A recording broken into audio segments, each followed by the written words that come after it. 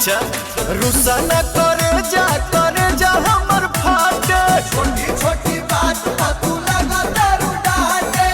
धनी हो सब धन तोहरे नु बाटे भाभी हो सब धन तोहरे नु बाटे।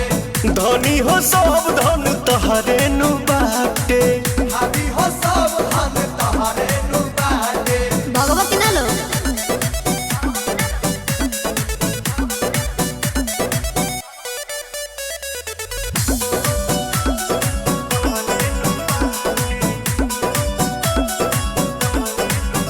दांत पीसी के खीसी में साने लुआटा तू प्यार के अचार जस कोई दे लुखाटा।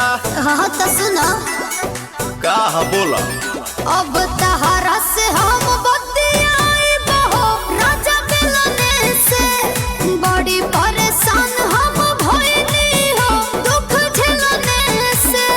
लागे लू प्याज ढक दांत से काट धरा हाई चूड़ी के हाथे। धनी हो सब धन तोहरे नु बाटे भाभी हो सब धन तोहरे नु बाटे। धनी हो सब धन तोहरे नु